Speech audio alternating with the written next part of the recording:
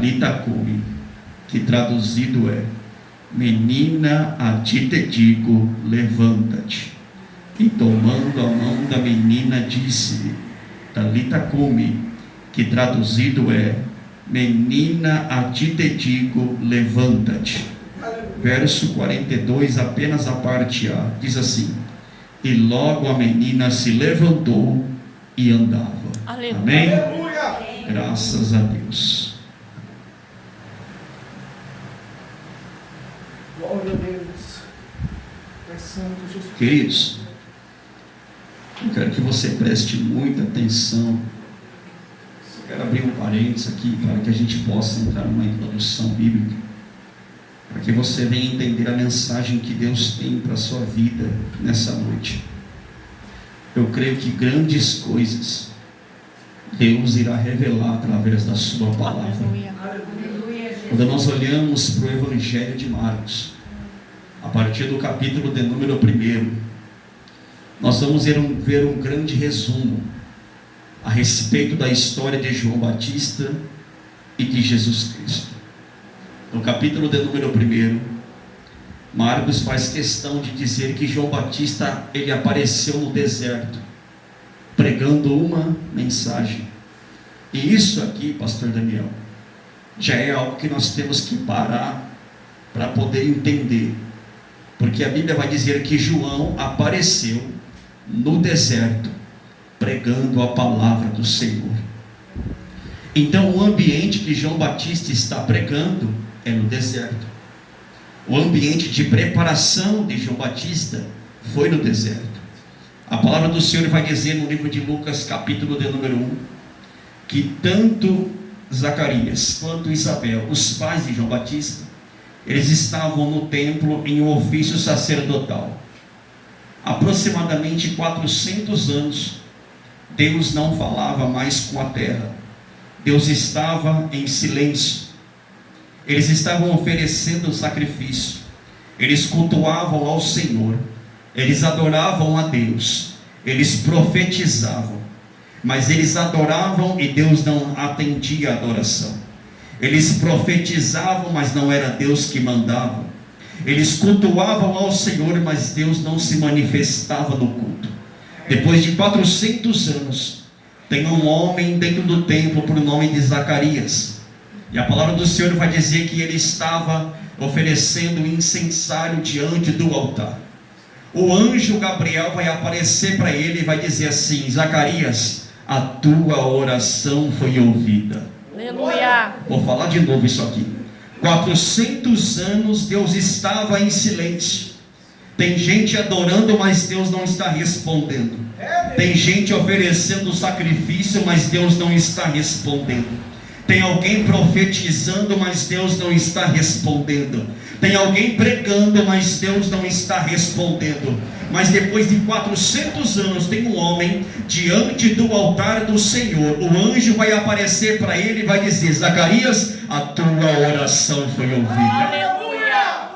Você percebeu que Deus não respondeu quem cantava, Deus não respondeu quem oferecia sacrifício, Deus não respondeu quem profetizava, quem revelava, quem pregava. Irmão, e quem que Deus respondeu? Deus respondeu quem orava. Porque quem tem uma vida de oração, Deus responde, traz resposta para a vida dele. Aí você vai entender que o silêncio vai ser quebrado. E o anjo vai dizer para ele: a tua mulher Isabel vai conceber um filho, o nome dele vai ser João Batista. Aquele que vai preparar o caminho para a vinda de Jesus. Então, enquanto isso estava acontecendo, nós voltamos lá em Isaías capítulo de número 6, onde o filho vai se apresentar para o pai e vai dizer assim: pai, envia-me a mim. Pai, envia-me a mim.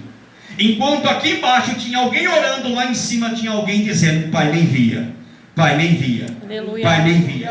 Deus estava em silêncio para a terra, mas lá no céu tinha uma reunião, e o filho do homem dizendo: pai, me envia. Pai, me envia. Pai, me envia. Aí Deus vai olhar para o filho e vai dizer assim: eu vou te enviar, mas primeiro eu vou ter que preparar o caminho para você. Você percebeu que na obra de Deus tudo tem que ter uma preparação? Como assim? Para mim poder pregar aqui, eu tenho que me preparar. Para mim poder cantar, tem que me preparar. Então tudo na obra de Deus tem que ter uma preparação. Ou você acha que para você chegar aqui hoje foi fácil? Foi nada, não foi moleza não. Satanás fez de tudo para você não chegar, mas o recado do céu hoje para você era Deus dizendo: eu preparei o caminho para você chegar hoje aqui. O inimigo fez de tudo para você não chegar. Ele fez você errar o endereço. Ele trabalhou a semana inteira para você desistir dessa campanha do gênero profético. Mas o recado para Deus para você hoje é: eu preparei o caminho para você, porque eu tenho um encontro marcado contigo aqui nessa noite. Então isso aqui foi preparação de Deus para mim e para a tua vida. Esse momento foi preparado para que a gente pudesse estar aqui adorando o nome de Jesus. Aí o filho vai ser enviado. E no capítulo 1 de Marcos, ele vai trazer um grande resumo da história de Jesus. Quando Jesus vai completar 30 anos de idade, ele vai dizer que Jesus vai ser batizado no Jordão. Jesus vai iniciar o ministério e vai ser batizado por João Batista. João Batista é aquele que tem uma mensagem de Deus, que prega no deserto todo dia dizendo: arrependei-vos, arrependei-vos, arrependei-vos, arrependei-vos. Você percebeu uma coisa, pastor Daniel?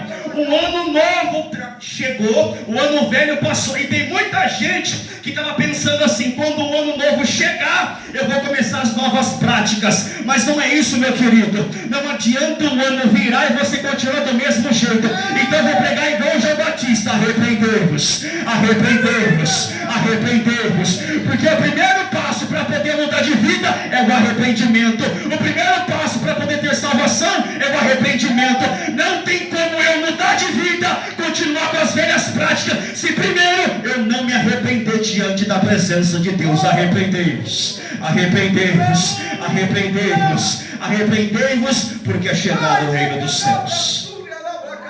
Essa era a mensagem de João Batista.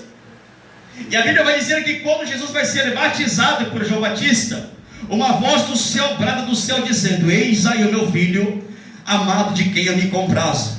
Jesus começa o ministério, e quando ele começa o seu ministério, ele começa curando. Ele vai fazer paralítico andar, surdo enxergar, cego ver. Olha que coisa interessante. Jesus, ele abre a boca para dizer em Mateus a respeito de João Batista. E isso aqui nos cativa, porque nós vamos entender, pastor Daniel, que quando Jesus vai olhar para João Batista, ele vai dizer que entre os nascidos de mulher não tinha ninguém maior do que João Batista. Ele foi um dos maiores profetas. Só que este profeta aqui nunca fez um paralítico andar, nunca fez um surdo ouvir, nunca fez um mudo falar, nunca falou línguas estranhas. Só que Jesus está olhando dizendo assim: dentre os nascidos de mulher não tem ninguém maior do que João Batista. Por quê? Porque João Batista, ele não faz cego enxergar, mas ele tem uma mensagem. Ele não faz paralítico andar, mas ele tem uma mensagem. Ele não faz surdo ouvir, mas ele tem uma mensagem. E a Bíblia diz no capítulo 1 que todos que iam ter com João Batista ouviam a mensagem do arrependimento, confessavam os seus pecados e arrependiam de tudo aquilo que havia feito. Aleluia. Então nós precisamos entender que o propósito divino, em vez de fazer milagre, Deus, ele quer salvar nossa alma. Porque não adianta. Você lembra que Jesus estava no Calvário pendurado? Tinha um ladrão de um lado e um ladrão do outro. Um olhou para Jesus e falou assim: olha, se tu é o Salvador, por que o Senhor não desce da cruz, salva você e também salva nós? Jesus permaneceu em silêncio. Daqui a pouco o outro abriu a boca e falou assim: lembra de mim quando entrar no paraíso. Jesus olhou para ele e falou assim: rapaz, ainda hoje tu estará comigo no paraíso. Jesus poderia ter descido do Calvário? Poderia. Poderia ter salvado a si mesmo? Poderia. Poderia ter salvado os dois ladrões? Poderia. Mas se ele fizesse isso, era milagre. Aí ele está dizendo assim: em vez de eu descer daqui e tirar você daí, e você continuar com as velhas práticas, eu prefiro salvar a vida de alguém. Porque o maior propósito de Deus nas nossas vidas, em vez de fazer você andar como um paralítico andou, em vez de fazer você enxergar como um cego enxergou, em vez de fazer você ouvir como um surdo ouviu, é salvar a tua alma e levar para o reino dos céus. Louvado seja Deus. A fama de Jesus está percorrendo agora. Todo mundo está ouvindo falar de Jesus. Por quê? Porque Jesus faz milagre. Aí você vai ver que onde Jesus está agora, uma multidão está com ele. Em Marcos capítulo de número 4, você vai entender que esta multidão está acompanhando Jesus. Jesus agora vai colocar um barco sobre a beira da praia, vai subir nesse barco e vai começar a pregar para aquela multidão. E o que me chama a atenção é que Jesus ele é especialista em ensinar, em ministrar. Por quê? Porque Jesus sabe o auditório que está ouvindo ele. Aleluia. E é por isso que ele faz questão de simplificar a mensagem, de modo que nós viemos compreender aquilo que ele está ensinando. É por isso que nós dizemos que Jesus, ele pregava por parábolas, ou metáforas, ou comparações. Em Marcos capítulo 4, Jesus vai usar alguma delas. Entre elas está a parábola da candeia, a parábola do grão de mostarda, a parábola da semente e a parábola do semeador, aonde Jesus vai dizer que o semeador saiu a semear. E ele vai dizer que algumas sementes desse semeador foram jogadas à beira do caminho, mas vieram as aves do céu e roubaram aquela semente.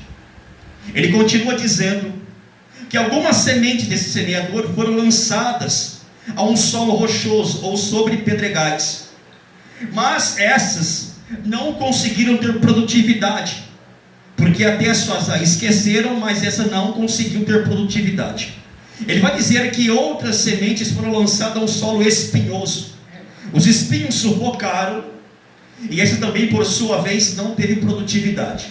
Eu imagino naquele culto alguém olhando para Jesus e perguntando assim: mestre, até agora tu só nos ensinou a respeito de solos que não teve produtividade diante da tua presença. Aí eu imagino Jesus dizendo: mas calma aí, tem o quarto tipo de solo, que é considerado como um solo fértil, que quando a semente é plantada, essa sim produz frutos na presença de Deus. Aleluia. Eu não sei se você percebeu isso aqui, mas se você analisar o capítulo 4 a respeito da parábola do semeador, você vai entender que tem 4 tipos de solos. 3 tipos de solos não vai ter produtividade. Então eu entendo que diante daquela multidão que está ouvindo Jesus, só uma minoria, irmão Jair, vai ter produtividade na presença de Deus. Era Jesus dizendo: eu estou pregando para pessoas aqui que é considerado como um solo à beira do caminho. E como que ele é, irmão Folga?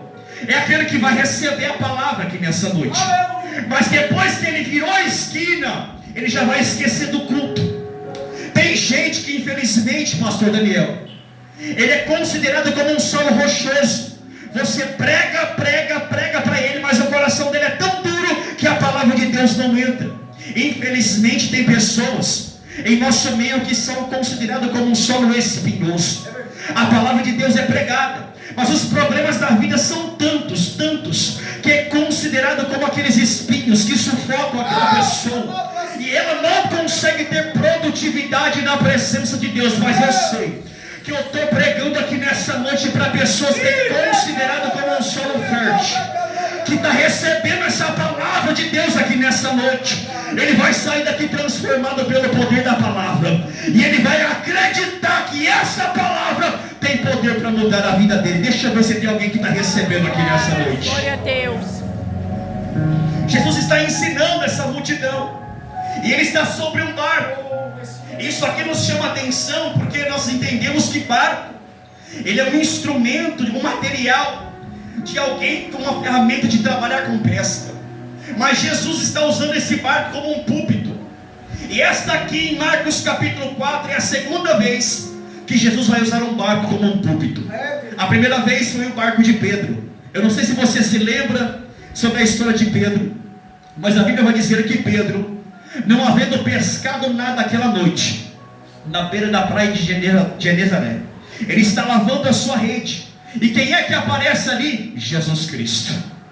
Foi a pior noite de Pedro naquele dia, mas quando chegou pela manhã, Jesus apareceu. Aleluia. Vou repetir de novo isso aqui, porque era para você ter adorado o nome de Jesus já. Foi a pior noite de Pedro naquele dia, mas quando chegou pela manhã, Jesus apareceu. Aleluia. É por isso que o salmista vai dizer: o choro pode até durar uma noite, mas a alegria ela vem pelo amanhecer.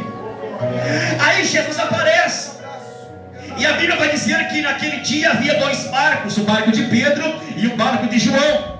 Só que na realidade, quando nós vamos entender a respeito da história, nós vamos ver que ali havia centenas de barcos. Só que o texto só faz questão de enfatizar dois: o barco de Pedro e o barco de João. Aí eu lendo o texto, eu perguntei para o Espírito Santo, meu amigo, e falei assim: Senhor, fala para mim, o que fez o Senhor entrar no barco de Pedro aquele dia? Eu sei que tem muita gente que vai dizer que Jesus só vai entrar no barco de Pedro porque o barco de Pedro estava vazio naquele dia. Ou seja, se Pedro tivesse pegado peixe, não teria espaço para Jesus entrar. Mas como Pedro não pegou nada, tinha espaço para Jesus naquele dia. Aleluia! Às vezes na nossa vida é assim.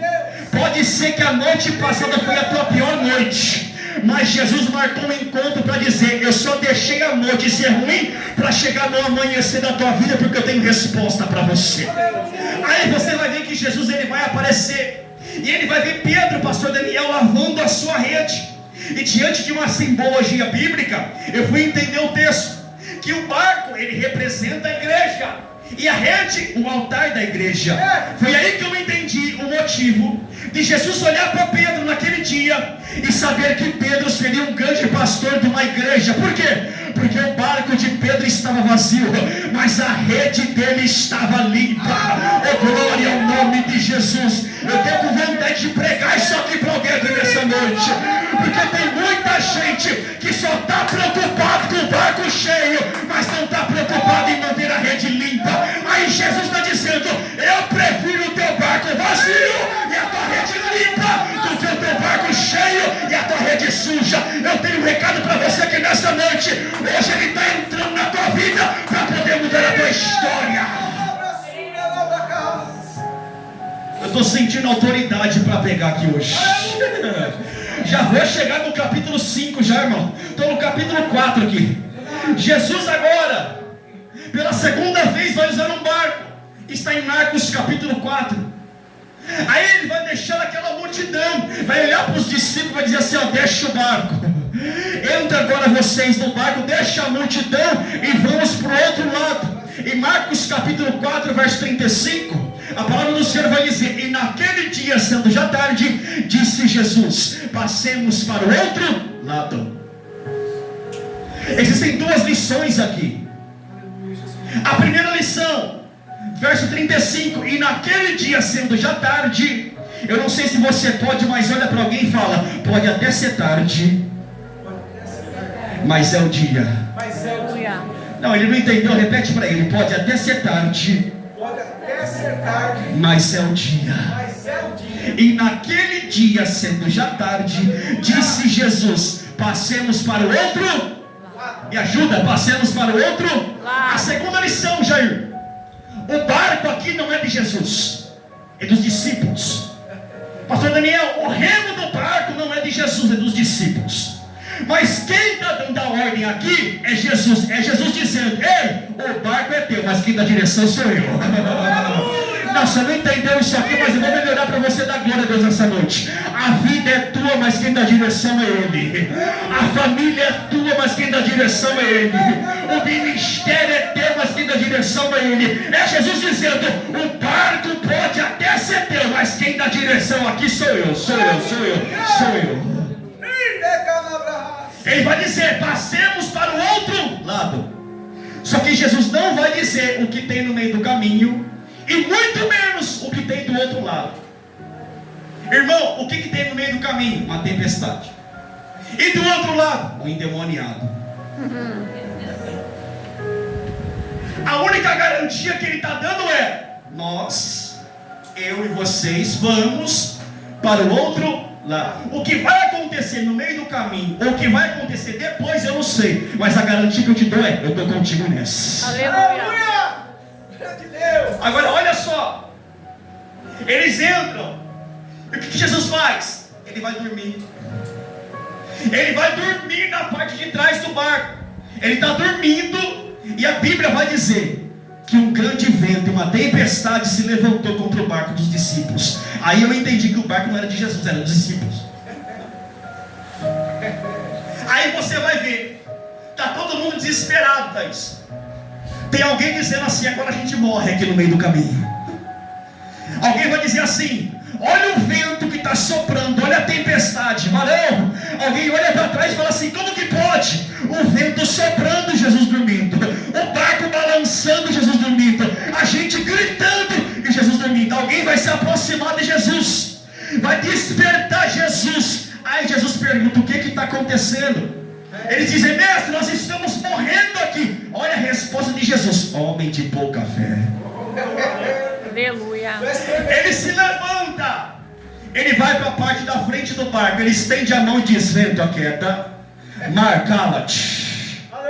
Aí sabe aquele que estava olhando um para o outro e dizendo assim: a gente vai morrer aqui? Agora está olhando um para o outro dizendo: que homem é este? Que até o vento e o mar lhe obedece. Glória! És fiel, Jesus. Ele acalma a tempestade. Cheguei no capítulo 5. E eles vão chegar do outro lado, na província dos Gadarenos. E o que tem lá? O endemoniado. Na verdade não é só um endemoniado, é um homem que tem uma legião de demônio. Olha para você ver, Satanás investe tanto para destruir nossas vidas, que se for necessário, ele investe com uma legião. Porque aqui não é várias vidas, é apenas uma. Ou seja, o inimigo ele não quer apenas destruir você, ele quer destruir sua família, a sua casa, o seu trabalho, tudo. E aqui ele está investindo em apenas uma vida, uma legião de demônio. Então eu aprendo que a vontade do diabo é tão grande, mas tão grande em tentar nos destruir, que às vezes ele coloca uma legião para destruir nossa vida. Mas eu tenho um recado para você: está chegando alguém no barquinho por aí que passou pelo vento e pela tempestade, mas está dizendo: eu cheguei para mudar teu história, eu cheguei para te salvar, eu cheguei para mudar teu cativeiro, eu cheguei para te livrar, cheguei para livrar você da morte. A vontade do diabo é tão grande em nos matar, mas a de Jesus é muito maior em nos salvar. Ele está chegando em Gadara. E ele chega, só que agora o negócio é diferente. Quando ele chega agora, quem vai se apresentar primeiro não é os discípulos, é ele. Ele vai descer do barco. E quem que vem correndo? O endemoniado. Ele vem correndo até Jesus. Ele vai se prostrar diante de Jesus. E o texto vai dizer que aquela legião de demônio perguntou para Jesus dizendo: o que temos nós contigo, Jesus, Filho do Deus Altíssimo?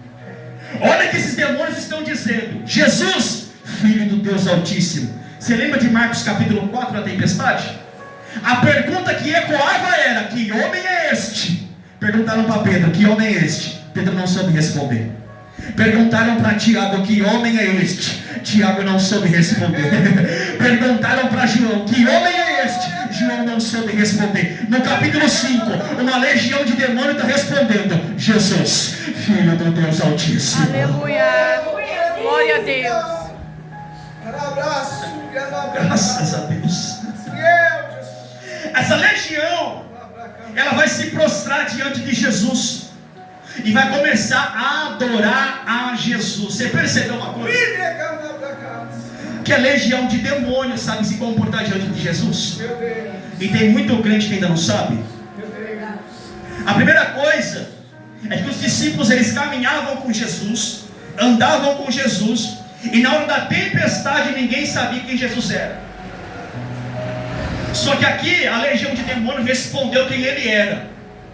E como que ela respondeu? De joelho dobrado, adorando a ele. Está no texto. Eles vieram diante dele, se prostraram e o adoraram. Irmão, estou dizendo para você aqui que não é pessoas, são demônios. Aleluia. Que está prostrado e adorando a Jesus. A primeira coisa que eu aprendo é que não existe nada e nem ninguém que fica de pé diante de Jesus. Vou repetir com autoridade isso aqui. Não existe nada e nem ninguém que fica de pé diante de Jesus. Aqui tem uma legião inteira prostrada diante dele. Aí tu acha que pombagira, Zé Pilintra, Chucaveira, não existe nada e nem ninguém que fica de pé diante de Jesus. É por isso que o apóstolo Paulo vai dizer: porque Deus o exaltou soberanamente, ele deu o nome que está acima de todo nome, para que ao nome de Jesus se dobre todo o joelho no céu, na terra e debaixo da terra, e toda língua confesse dizendo: só o Senhor é Deus, só o Senhor é Deus, só o Senhor é Deus. Eu tenho um recado para você aqui nessa noite. O macumbeiro pode até continuar fazendo macumba, mas naquele dia vai dobrar o joelhinho e dizer: só o Senhor é Deus. O feiticeiro pode até continuar fazendo feitiço, mas naquele dia vai dobrar o joelhinho e dizer: só o Senhor é Deus. Não tem nada e nem ninguém que fica de pé diante de Jesus. Nós estamos aqui adorando Ele nessa noite. E para melhorar isso aqui, além dessa legião estar prostrada, ela está adorando a Jesus. Você percebeu que tem gente perdendo para demônio? Porque a legião, além de prostrada, está adorando a Ele. Aí Jesus te salvou, te limpou, te resgatou, te deu família, te deu emprego, te deu saúde, e tu não tem coragem de abrir a boca para adorar o nome dele. Mas tu acha que eu vim aqui para perder para demônio? Não vim nada, irmão. A palavra do Senhor vai dizer que aonde tiver dois reunidos no nome de Jesus, Ele se faz presente.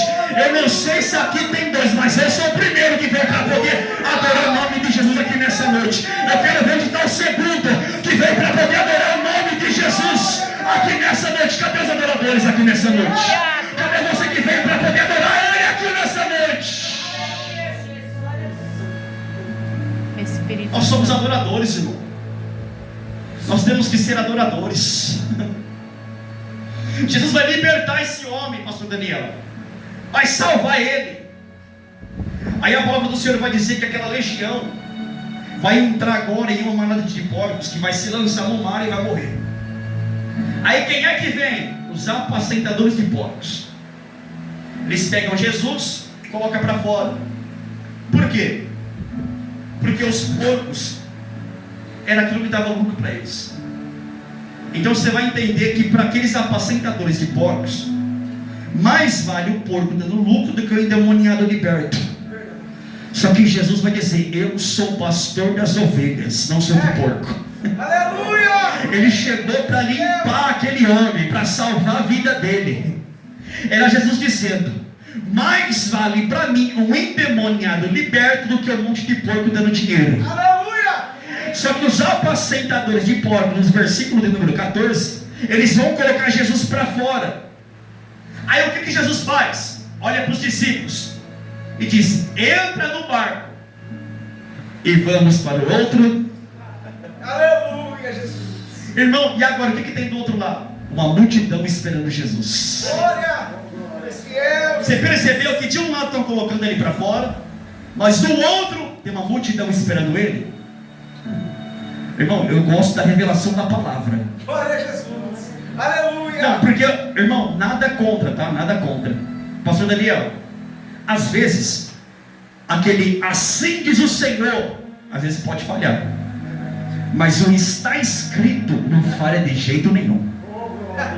Verdade. Essa revelação aqui não falha. Glória a Deus! Eu estou dizendo que de um lado colocaram Jesus para fora, do outro já tem alguém esperando ele. Não sei se você pode, mas levanta a mão para cima que eu vou liberar isso aqui, porque é profético nessa noite. Se de um lado estão te colocando para fora, do outro lado já tem alguém te esperando. Vou melhorar isso aqui. Se de um lado estão fechando a porta para você, do outro lado já tem uma porta aberta te esperando. Oh glória, isso aqui é profético, irmão. Fica tranquilo. Se Jesus está na tua embarcação, tu não afunda, a porta não fecha e a providência do céu chega. Se você pode, adore o nome de Jesus nessa noite. Aleluia. A multidão recebe Jesus. E agora vamos avisar o Jairo. Por quê? Porque Jairo tem uma filha em casa de 12 anos de idade, que está enferma à beira da morte. Então Jairo está desesperado, irmão. Mas ele ouviu falar que Jesus chegou. E ele vem correndo. Ele vem correndo. E ele se prostra aos pés de Jesus. E ele faz um convite para Jesus. Mestre, a minha filha está enferma. E eu preciso que o Senhor vá lá para curar. A Bíblia vai dizer que naquele mesmo cenário vai aparecer uma mulher. A mulher do fluxo de sangue, que também há 12 anos está padecendo de uma hemorragia interna. E a Bíblia vai dizer que ela, ouvindo falar de Jesus, dizia consigo mesmo: se eu tão somente tocá-lo, eu serei curada. Aleluia. A Bíblia vai dizer que essa mulher, ela gastou tudo o que ela tinha. Ou seja, ela procurou os médicos, especialistas, mas ninguém resolveu o problema dela. Mas um dia ela ouviu falar de Jesus. E o que ela fez? Ela se arrumou e foi para o culto aonde Jesus estava. Quando ela chegou no culto, tinha uma multidão lá em volta de Jesus. Ela vai romper aquela multidão. Ela vai tocar na orla do manto de Jesus. E a Bíblia vai dizer que Jesus parou o culto naquele dia, fazendo uma pergunta: quem me tocou? Quem me tocou? Aleluia. Quem me tocou? Quem me tocou? Eu não sei se tem alguém que veio para tocar nele, mas a pergunta é: quem me tocou? Aleluia. Olha o que os discípulos falam: mestre, a multidão te aperta, e tu pergunta quem te tocou? Você percebeu que a multidão estava lá, o Jairo estava lá, estava todo mundo lá. Aí chegou uma mulher que ninguém sabia o nome, não foi apresentada. Ela tocou na orla do manto. Por que ela vai tocar na orla? Não tocou em Jesus? Porque essa mulher, diante da sociedade, é considerada uma mulher suja. É por isso que há 12 anos ela está padecendo de uma hemorragia interna. E diante de uma tradição judaica, ela não pode estar no meio da sociedade. Ela tem que ser colocada num lugar isolado. Só que aquele dia aquela mulher correu um risco tão grande, porque se alguém visse ela no meio daquela multidão, ela corria o risco de ser apedrejada e morta. Aí eu aprendi uma coisa com essa mulher. A primeira, ela não tem nome, mas ela tem fé. Aleluia. A segunda, ela não tem nome, mas tem caráter. A terceira, ela não tem nome, mas tem integridade. Aleluia. E ela vai ouvir falar de Jesus. Ela rompe a multidão e toca na roupa, na orla do manto. Porque ela entende uma coisa, a mente dela entende, que se ela tocasse em Jesus, Jesus correria o risco de ficar sujo. E também tinha que ser colocado no isolamento. Só que uma coisa que ela não sabia, que se ela tocasse em Jesus, não é Jesus que ficava sujo, é ela que ficava limpa. Aleluia. Ela toca na orla do manto. Jesus para o culto e pergunta: quem me tocou? Aleluia, Jesus. Olha os discípulos: mestre, a multidão te aperta. Você percebeu que os discípulos estão dizendo: a multidão te aperta, mas a pergunta foi: quem me tocou? Aleluia. Ou seja, ele não está perguntando quem apertou, está perguntando quem tocou. Porque a diferença entre apertar e tocar é essa. A palavra apertar no original significa segurar com força, e tocar, ter relacionamento com Ele. Aleluia! É Jesus dizendo: não estou dizendo que apertaram, estou dizendo que tocaram.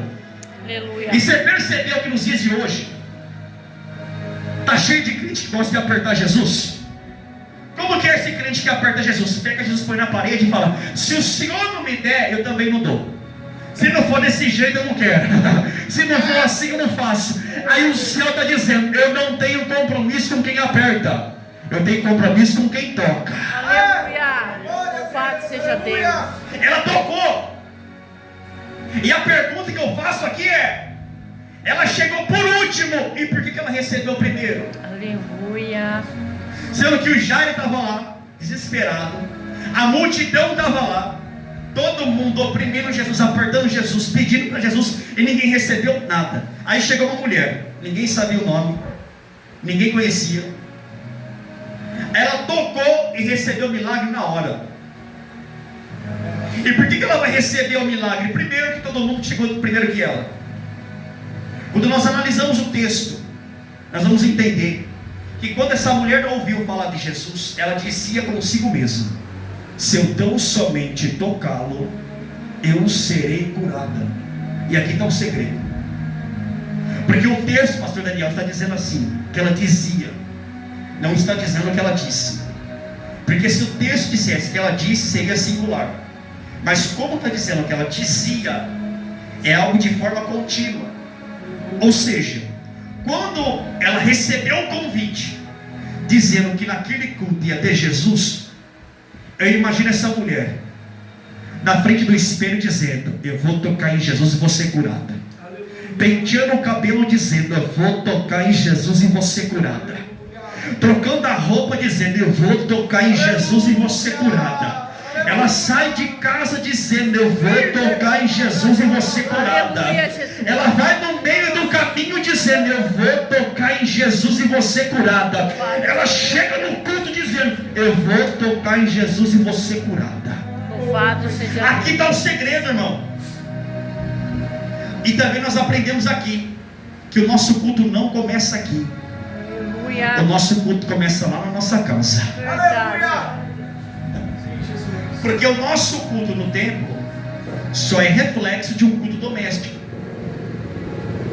Como que nós vamos oferecer algo aqui, sendo que lá está tudo bagunçado? Ou seja, eu estudo lá para pregar aqui, eu ensaio lá para cantar aqui. Então aqui no templo é um reflexo do nosso culto doméstico. Aleluia, Jesus. Ou você não sabe, mas eu vou te ensinar aqui hoje. O melhor culto de Jesus com os discípulos não foi na sinagoga, não foi nos desertos, não foi nas cidades, não foi. Sabe onde que foi? A última instituição da ceia. Aonde vai ser? Prepara uma mesa dentro de uma casa, senta todo mundo na mesa. Jesus está ensinando: o melhor culto é em casa. Aqui a mesa é o símbolo da comunhão. Ou seja, não tem como ter comunhão aqui senão que eu não tenho comunhão lá fora. Olha que o Espírito Santo está dizendo para mim aqui agora. Para poder oferecer algo santo aqui, primeiro tem que se santificar lá fora. Para poder oferecer algo no altar aqui, primeiro tem que consertar a bagunça lá fora. Porque não adianta dar glória a Deus aqui e falar palavrão lá fora. Não adianta querer levantar a mão para adorar aqui e lá fora levantar a mão para bater na mulher, bater no marido, maltratar os filhos. Não adianta. Primeiro conserta lá para depois entregar o santo aqui. Porque o altar de Deus é santo, irmão. E isso aqui é um reflexo. Porque na verdade a gente passa mais tempo lá fora do que aqui dentro. Então essa mulher entendeu que o culto não começava no templo, começava em casa. E Jairo está ali, pastor Daniel, vendo tudo. Cheguei no Jairo, irmão. 10 minutinhos, eu entrego tudo aqui agora. O Jairo está vendo. E o Jairo está vendo o quê?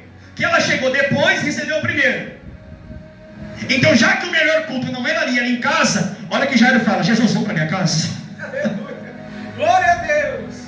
Tu és fiel. Por quê? Porque vai ter um culto na minha casa agora. Eles estão indo para a casa do Jairo.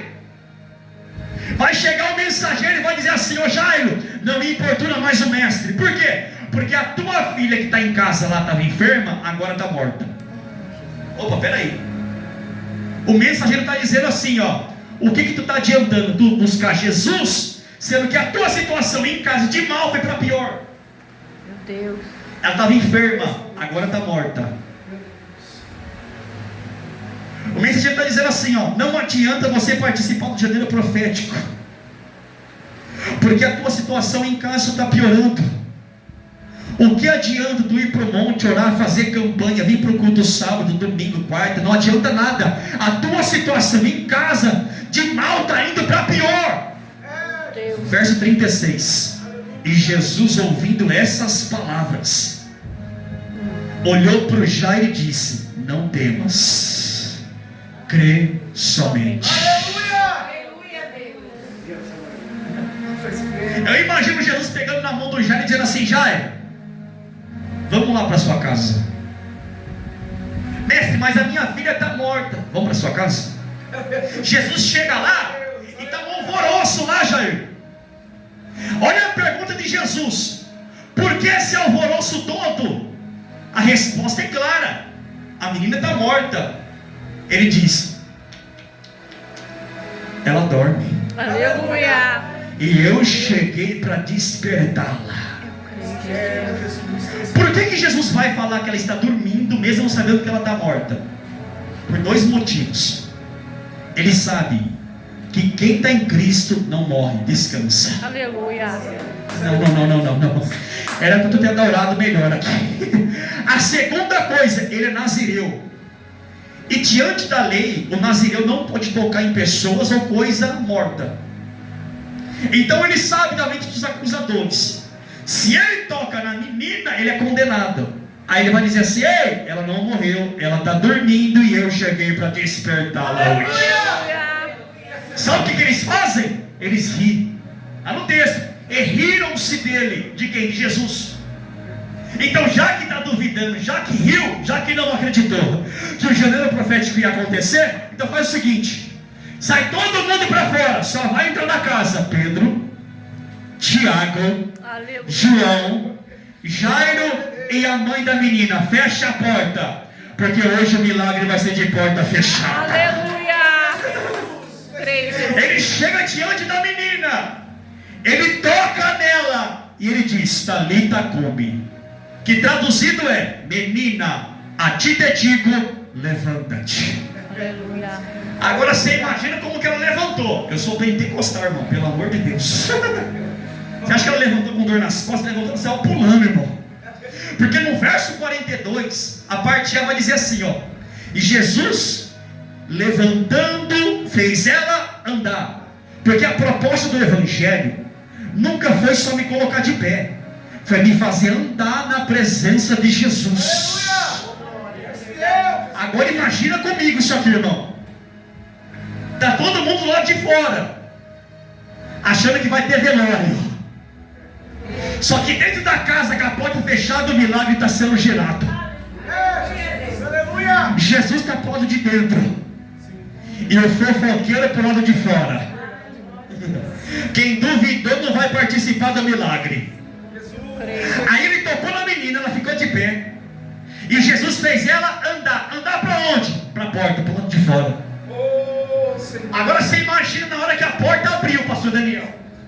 A porta abre. Aquele monte de gente que deu risada, que duvidou. Do lado de fora. Quem é que está saindo? Saiu Pedro. Para de graça.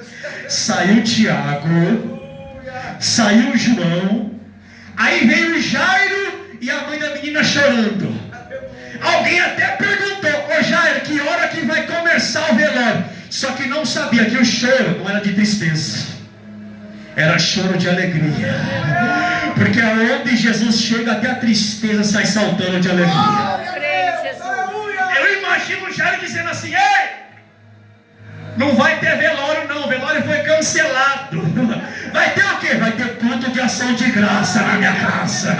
Porque quando Jesus chega, a enfermidade vai embora. Quando Jesus chega, demônio tem que ir embora. Quando Jesus chega, a morte tem que bater em retirada.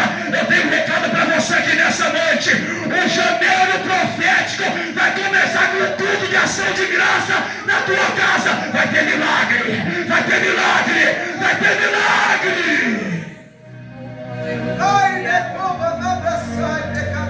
Imagina o Jairo dizendo assim: ei, o velório foi cancelado. Por quê? Olha para a porta. Aí quem é que vem? Vem Jesus. E quem está com ele? A menina. Não, vou repetir isso aqui, que é para você dar glória a Deus nessa noite. Porque eu estou falando que tinha alguém que estava morto, mas quando Jesus entrou, ele trouxe vida. Aí quem é que vem? Vem a menina. Vem a menina. Vem a menina. Alguém até olhou e falou assim: ei, não tem mais esperança, está morto, está tudo acabado. Mas Jesus entrou e falou: estou fazendo milagre hoje. Estou fazendo milagre hoje. Estou fazendo milagre hoje. Levanta a mão para cima, que eu vou liberar essa para você. Se disseram que não tinha mais solução, eu tenho um recado. Jesus está entrando e vai fazer milagre hoje. És fiel, Jesus. Aleluia. Ainda tem esperança.